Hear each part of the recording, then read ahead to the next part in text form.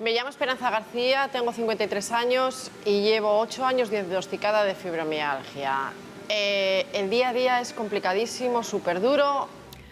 Me duele todo, es la frase más común entre las personas que padecen fibromialgia. Es una enfermedad que afecta más a mujeres que a hombres. Es de origen desconocido y por ahora no tiene cura. Eso sí, hay tratamientos que ayudan a aliviar los síntomas o terapias, como es el caso de la talasoterapia. De todo ello hablaremos hoy en Medicina Televisión. Comenzamos.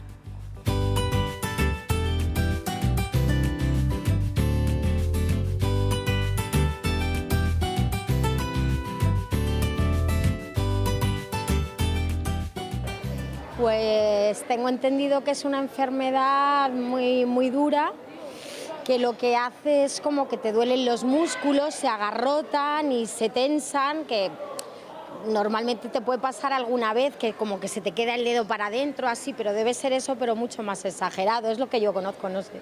La fibromialgia es una enfermedad del cerebro, ¿no? Neurodegenerativa y que, bueno, que trae problemas, supongo, a mucha de la gente mayor y la padece mucha gente. Pues sé que es una enfermedad que tiene dolores deslocalizados, que no saben exactamente explicar qué es lo que les sucede, en fin, que les duele en diferentes partes del cuerpo y que mucha gente pues no entiende que eso es una enfermedad. Básicamente es lo que sé. Óscar, bienvenido. ¿Qué tal? Muy buenos días, aquí estoy otra vez. Bueno, hablaba la gente, decía algo cerebral, algo muscular, algo brevemente, ¿qué es la fibromialgia? Bueno, la fibromialgia es una serie de síntomas y signos que tiene un paciente y que consisten en dolores generalizados, como bien dicen algunos de los vídeos, y que para nada tiene que ver con enfermedades neurodegenerativas. Bueno, vamos a sintetizar en unos minutos, luego nosotros lo comentamos y ampliamos, pero tenemos un vídeo con el doctor Gonzalo Díaz Regañón, que es anestesiólogo y nos lo va a explicar mejor.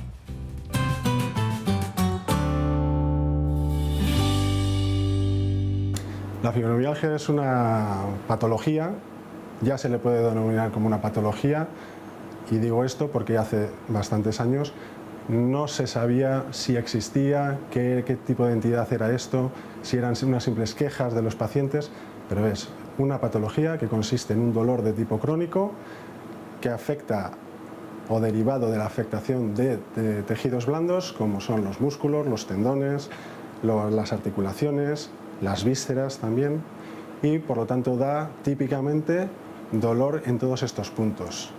Además, no hay que olvidar que he dicho las vísceras, y puede estar asociado por lo tanto a alteración funcional de algunas vísceras, típicamente el intestino o la vejiga. Está provocada por factores que solo hemos conocido en los últimos años, y estos factores o marcadores que encontramos son una alteración de los neurotransmisores, es decir, de las moléculas que transmiten las señales nerviosas, entre ellas la del dolor o la de la sensación, sensibilidad. Asimismo, hay una disminución de las moléculas neurotransmisoras inhibidoras en el sistema nervioso central. En concreto, ¿cuáles? Pues la GABA, que es la más típica, y también la noradrenalina y la serotonina. También se ha visto alteraciones que deriva en unos niveles bajos de cortisol basales, de los corticoides que producimos endógenamente. Un menor flujo de sangre a estructuras básicas en la transmisión de las señales nerviosas.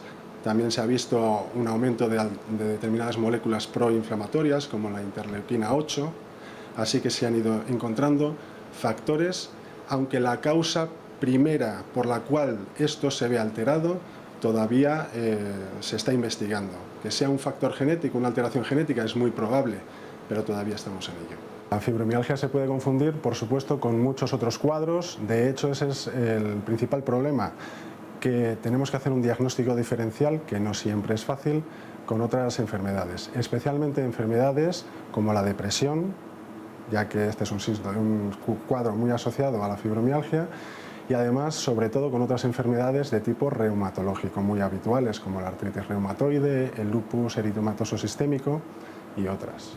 Óscar, no parece fácil de entender así, ¿no? Con todo lo que ha contado, uno no sabe muy bien a qué se debe todo la fibromialgia en este caso, vamos. Bueno, vamos a intentar explicarlo un poquitín con palabras para que nos entendamos todos en casita. Bueno, empezamos hablando de la fibromialgia, que ya los primeros escritos datan de Hipócrates. Hipócrates ya hablaba de lo que luego Richard Manningham, un excelente médico inglés, allá por el año 1750, calificaba como una serie de síntomas y síndromes de febrícula, de fiebre de los espíritus, de fiebre nerviosa, incluso llegó a llamarla fiebre de las histéricas. Y eso es el primer gran error que tenemos dentro del mundo de la medicina. Vamos a ver, si el paciente se queja por algo. Y tenemos el primer gran problema. El estamento médico, dentro de los médicos, hay algunos que todavía no se creen el tema de la fibromialgia. Por eso los pacientes hay veces que están rebotados de un sitio para otro y van dando tumbos, y además les hacemos sentir en ocasiones a algunos de nosotros como que no les entendemos, como que no les creemos. Ese es el primer gran error que algunos de nosotros cometemos, posiblemente yo el primero, ¿no? Entonces, por tanto, la fibromialgia es una enfermedad que cada vez tiene más bases genéticas y científicas para diagnosticarla como tal que conozcamos, porque en medicina nos movemos lo de siempre. Lo que desconocemos como que no nos agrada y lo catalogamos como de cosas raras que tienen que ver con la persona y poco con la medicina. En medicina hay muchas cosas que se desconocen. Entonces, vamos a sentar los puntos de qué es la fibromialgia. La fibromialgia es una enfermedad que afecta a mujeres básicamente, del orden de 9 mujeres por cada hombre, que afecta a una edad mediana de la vida. En la perimenopausia es cuando más se suele dar, 45, 50 años es cuando suele debutar, y que hoy en día forma parte de lo que nosotros llamamos el síndrome de sensibilización central. El síndrome de sensibilización central, donde está, por ejemplo, la intolerancia o la alergia o la sensibilización química múltiple, que hemos oído hablar cada vez más en los últimos tiempos, ciertos tipos de fascitis, es decir, hay muchas enfermedades que lo que tienen que ver es con dos mecanismos diferentes. Uno, tenemos lo que los médicos llamamos alodinia. ¿Qué es eso de la alodinia? Alodinia es cuando una sensación que no tiene que ser dolorosa, mi cuerpo, mi cerebro la percibe como dolorosa. Es decir, el tacto me lo puede percibir como dolor. Eso es un trastorno de mi cerebro y de la bioquímica de mi cerebro que hace que sienta estímulos normales y corrientes, les identifique como algo doloroso y malo. Y luego está el otro gran trastorno que está dentro de todo esto, que es la hiperalgesia. ¿Qué es la hiperalgesia? La hiperalgesia es la característica donde notamos un dolor exagerado frente a estímulos de dolor que no tienen por qué serlo tanto, ¿no? Entonces, esos son los dos síntomas guía y base. Por tanto, estamos hablando de un problema de interpretación muy posiblemente de nuestro cerebro. ¿Por qué? Porque la fibromialgia, que consiste en dolores, básicamente en inserciones de ciertos tendones, hay 18 puntos claves que para hacer el diagnóstico, con 11 que tengamos positivos, pero luego con las características del paciente, porque también va asociado a un paciente que suele tener una cierta característica. Suelen tener una cierta obesidad, es muy común, suelen ser personas que tienen un tinte depresivo, duermen mal, tienen problemas digestivos, como bien ha dicho el doctor. Al final es un problema no solo de que me duele por aquí o por allá, sino que además, pues eso, tengo un colon irritable, se asocia mucho al colon irritable, que hemos hablado en alguna ocasión, y se asocia a malas digestiones, duermo mal, como bien he dicho, estoy bajo de ánimo, y entonces eso causa un totum revolutum, donde algunos médicos, que tenemos el gran problema que tienen los que nos dedicamos un poquitín a la ciencia, que todo aquello que no sabemos explicar y que nosotros desconocemos, y sobre todo para todo aquello que no tenemos un remedio eficaz, muchas veces a nosotros nos ocasiona casi entre comillas una depresión, y por tanto tendemos a veces a apartarnos de ello. Ese es otro problema que tiene el paciente, ¿no? Como bien he dicho antes. Pero bueno, una vez que tenemos eso del síndrome de sensibilización central... Porque, ¿cuáles son las causas de que se produzca? ¿Hay causas conocidas? Ahí está lo bueno. Lo que nos ha comentado el doctor son todo esto del GABA, noradrenalina y cosas por ahí, y cortisol, etcétera, pues son mediadores químicos que nuestras células se comunican a veces con el cuerpo y a veces entre las neuronas se comunican por medio de esas sustancias. Sabemos que hay alteraciones en esas sustancias, lo que no sabemos es por qué. Ese es el problema, es decir, la alteración de la sustancia es causa o es efecto. Es decir, como yo tengo alteración en la sustancia, ¿me causa la fibromialgia o la fibromialgia me causa las alteraciones de esas sustancias? Ahí es donde está el kit de la cuestión y hoy por hoy lo desconocemos. No tenemos ni la más remota idea. ¿Por qué? Porque en medicina estamos muy acostumbrados a coger a un señor y cuando tiene un dolor en un sitio, le tomamos una biopsia, una muestra, la metemos debajo del microscopio y decimos, hombre, tiene esto, esto y esto. El problema, Carmen, es que eso cuando lo hacemos con la fibromialgia, a ti si te duele un determinado punto y se te biopsia ese punto, lo metemos debajo del microscopio y allí no vemos nada. Y ese es nuestro gran problema. Y claro, y luego meternos en la interpretación que mi cerebro, mi tálamo, hipotálamo, que son cosas, estructuras raras que andan por ahí dentro, relacionadas con el bienestar, con el dolor y con estas cosas, que hay mediadores químicos, es decir, hay sustancias químicas que me aumentan el dolor, pero luego a la vez tengo otras neuronas que me sueltan otras sustancias químicas que me atenazan para que yo no sienta dolor, y eso pasa en mi cerebro y pasa en mi médula espinal desde que recibo el impulso que me da el nervio correspondiente de dolor o de tacto. Todo eso es tremendamente complicado, es enormemente complicado, y hoy por hoy no tenemos la capacidad para saber cuál es el motivo de todo ello. Vamos a ver los síntomas de la enfermedad a través del caso de Esperanza, que desde hace 8 años tiene fibromialgia. También vamos a ver cómo convive ella con la enfermedad. Bueno, pues padezco fibromialgia diagnosticada desde hace 8 años. Lo que pasa que, bueno, yo llevaba ya años mal, sin saber qué tenía. Los síntomas son cansancio sin tener motivo. Estás agotada sin decir, no he hecho nada como para estar tan cansada. Dolores, un día te duelen los hombros, los brazos, las piernas, la tripa. Hay veces que el abdomen dices, pero ¿por qué me duele? Y generalizado. Mi día a día con fibromialgia pues es complicado. Es complicado porque yo ya me levanto de la cama cansada, empiezo a hacer algo, voy espabilando un poco según va pasando el día. El diagnóstico en mí, bueno, sí, porque fui de médico en médico y hasta que me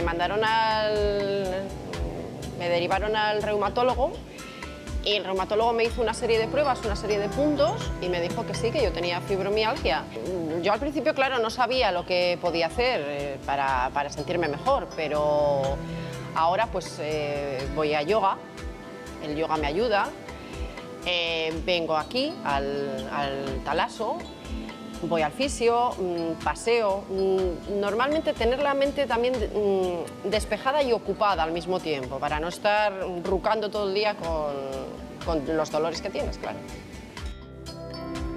Por lo que veo, los síntomas, al final, dolores, pero en cualquier parte, ¿no?, del cuerpo. Sí, realmente. ¿Y algún síntoma más llamativo? La fibromialgia es eso, es que me duele todo, como bien ha dicho la paciente, me duele todo, me duelen los hombros, me duelen los brazos, los codos, la cervical, la lumbar, las rodillas, las caderas. Es un dolor inexplicable, porque además causa gran desesperación, porque cuando todos sabemos el origen de una cosa, claro, pues más o menos la puedes llevar bien o mal. Pero cuando encima dices, no sé por qué es, y vas dando tumbos de médico en médico hasta que uno de repente dice, hombre, vamos a ver si te duele por aquí, te duele por allá, y con unas pruebas de rutina habitualmente te dan el diagnóstico, y encima pues luego tenemos la parte del tratamiento que veremos a continuación. Pero bueno, vamos a ser claros, los síntomas son los de dolores generalizados por todos los sitios, hay un estado de ánimo más bien bajo, hay problemas con el sueño y suele haber casi siempre una cierta obesidad asociada a todos estos síntomas, y como siempre hablamos de personas que están más o menos en la edad media de la vida, que es a los que suele afectar. Bueno, has mencionado tratamiento. Vamos a verlo en un vídeo con el especialista.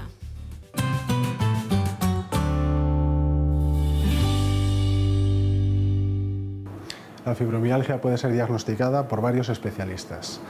Pueden ser tanto una unidad de dolor, como los reumatólogos, como los neurólogos. Hasta ahora principalmente habían sido los reumatólogos, y de hecho nos basamos en los últimos años en el diagnóstico que estableció la Sociedad Americana de Reumatología. ¿Cómo se trata la fibromialgia? Pues a esta pregunta se responde con dificultad hace unos años, y hoy día todavía con cierta dificultad, aunque sabemos que hay determinadas actuaciones terapéuticas que pueden ayudar. Nunca va a haber un solo fármaco o una sola actuación que vaya a arreglar este cuadro, porque es un cuadro o una patología que no se cura. Se cura o cede cuando ella quiere a lo largo de los años. Nosotros lo que podemos ayudar es a disminuir los síntomas, la intensidad de estos. En primer lugar, podríamos acudir a la terapia cognitivo-conductual, en segundo lugar a la terapia física, y en tercer lugar pues a los fármacos, diferentes modalidades de aplicación de ellos. En primer lugar teníamos la terapia cognitivo-conductual, y en cuanto a esta normalmente la aplican los psicólogos. Esto quiere decir que es necesario un abordaje multidisciplinario, en las unidades de dolor se debe contar con estas profesionales. Con la terapia cognitivo-conductual se ayuda a que el paciente establezca pautas de conducta que ayuden a mejorar su estado de ánimo, su estado de ansiedad o depresión, vea la vida de una forma más positiva y así ayude a disminuir la percepción o la intensidad de esos síntomas, especialmente del dolor. Además tenemos la terapia física. En cuanto a la terapia física, se ha visto que tanto el ejercicio aeróbico puede ser eficaz, moderadamente, para disminuir la intensidad del dolor, pero también el ejercicio contra resistencia muscular. Ese ha ayudado también en la disminución de la intensidad del dolor, así como de la capacidad funcional. Y por último estaría el tratamiento farmacológico. Estos son principalmente los antidepresivos, que no se dan para aliviar la depresión, se dan como analgésico principalmente, que aumentan los niveles de noradrenalina de los que hablamos y de serotonina que estaban disminuidos. Asimismo, se puede emplear la pregabalina, que es un antiepiléptico. Actúa sobre la transmisión del dolor, actuando sobre unos canales que se llaman en las neuronas. O sea que se sabe cómo actúa y se ha visto una moderada mejoría del dolor. Y hay otros tratamientos, ninguno va a ser eficaz, todo lo eficaz que los pacientes persiguen, pero pueden ayudar. Y en concreto terminaría comentando que incluso los opiáceos tan denostados, los opiáceos de segundo escalón, es decir, los menores, pueden ser eficaces debido también a su mecanismo de acción, porque alguno de ellos actúa sobre estas moléculas que hemos hablado. Ha mencionado muchísimas cosas para tratar, pero claro, desconociendo el origen de la enfermedad, ¿no? Hay muchos ámbitos sobre los que uno puede hacer un tratamiento. Ahí tenemos el problema. Cuando no sabemos qué es lo que tenemos que tratar, difícilmente podemos hacerlo. Y lo que hacemos es, en el tratamiento, como bien ha quedado dicho, es influir en todos estos mecanismos que hemos dicho de percepción del dolor y de alteraciones de la química de nuestro cerebro y de nuestras neuronas, intentando disminuir que esa química que nos va a generar dolor la disminuyamos dentro de lo que podemos, pero seguimos en lo de siempre. Como no sabemos qué es primero, si la gallina o el huevo, pues nos encontramos con eso. Y entonces, el día que demos con la causa de la fibromialgia, estaremos seguros que ese día se acaba la fibromialgia prácticamente para todo el mundo. Vamos ahora con las preguntas de la calle, a ver qué dudas hay.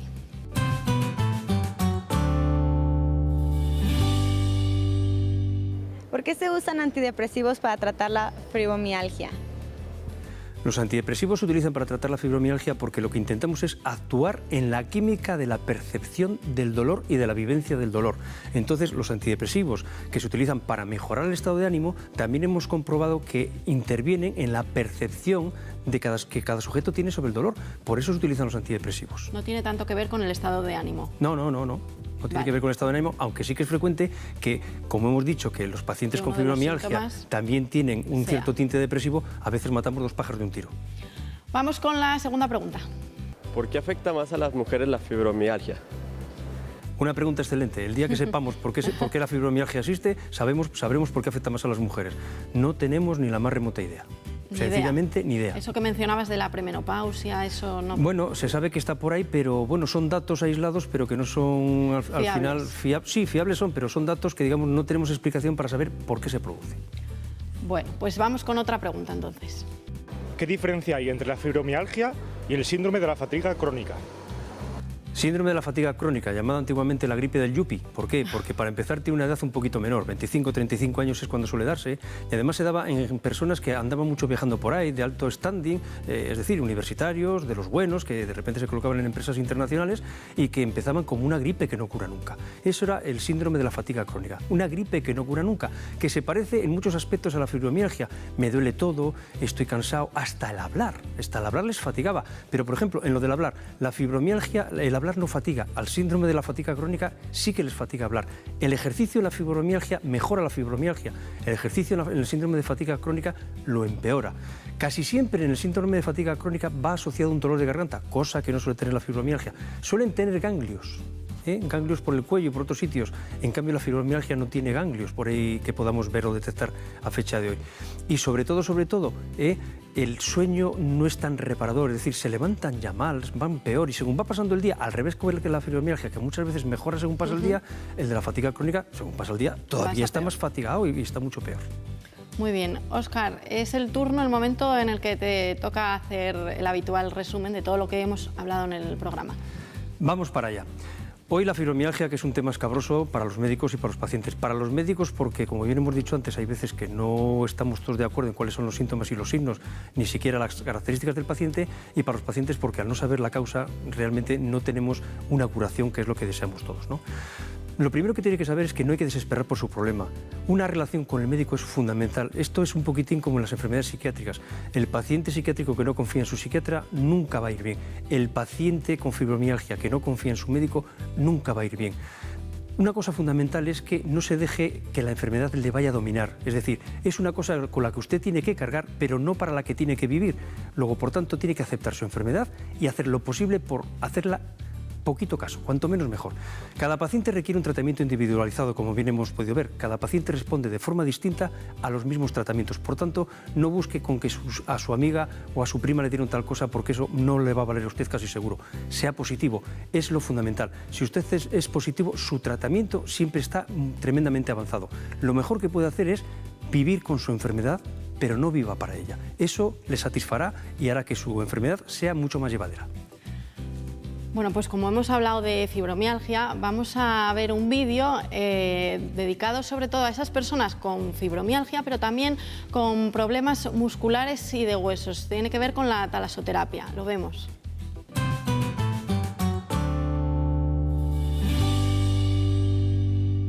En este circuito de talasoterapia hemos incorporado 5, digamos, terapias diferentes, pero todas englobadas integralmente.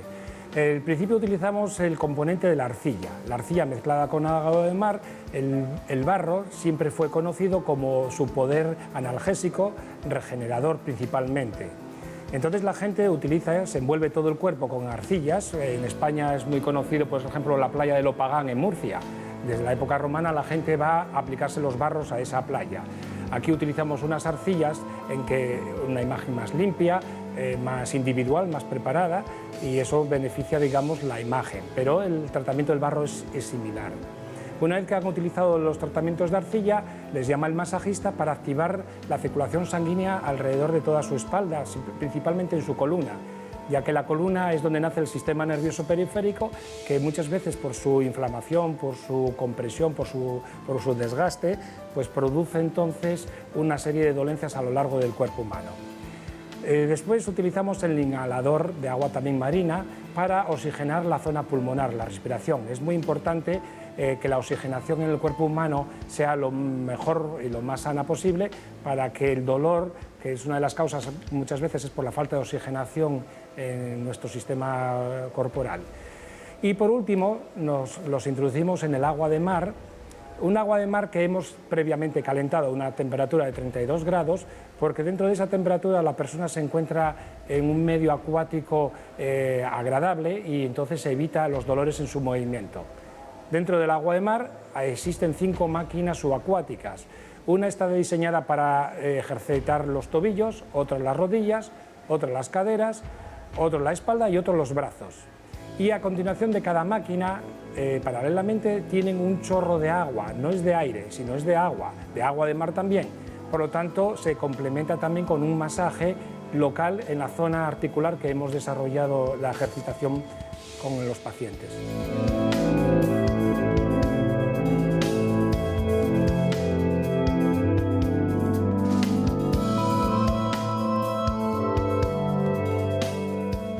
Bien, el circuito, como te he explicado, atiende diferentes puntos de dolores del cuerpo humano. Por lo tanto la regeneración viene muy bien para la gente con problemas de artrosis, gente que se ha puesto prótesis también para bajar la inflamación, gente con problemas vasculares, el masaje activa la circulación sanguínea en todo el cuerpo. El inhalador, pues por la gente que tenga problemas respiratorios. Y el agua de mar, como son ejercicios en todas las articulaciones que tenemos, pues entonces permite que la gente con fibromialgia, con artritis, con problemas de tipo sistema linfático, entonces al hacer un circuito integral prácticamente incorporamos un tratamiento bastante completo para el dolor generalizado.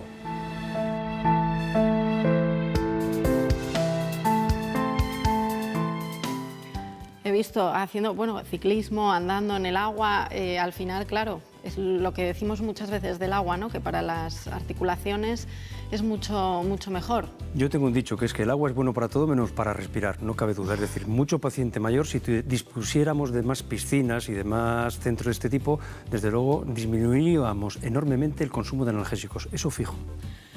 Y seguimos con agua, pero vamos con una pregunta que mucha gente se hace. ¿Es malo bañarse después de comer? Vamos a verlo.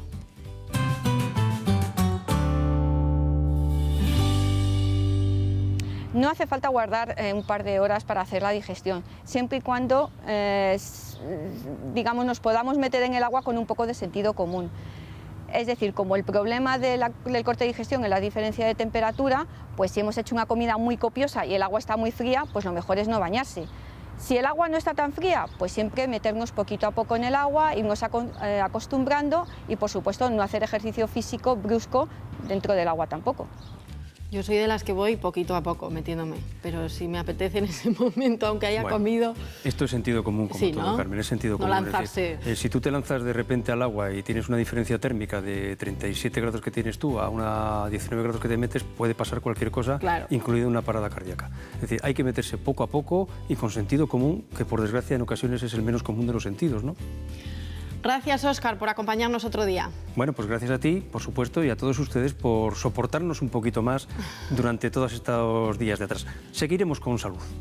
Eso es. Nosotros en nuestro siguiente programa seguimos hablando de salud, de bienestar, de medicina en general. Les esperamos hasta entonces.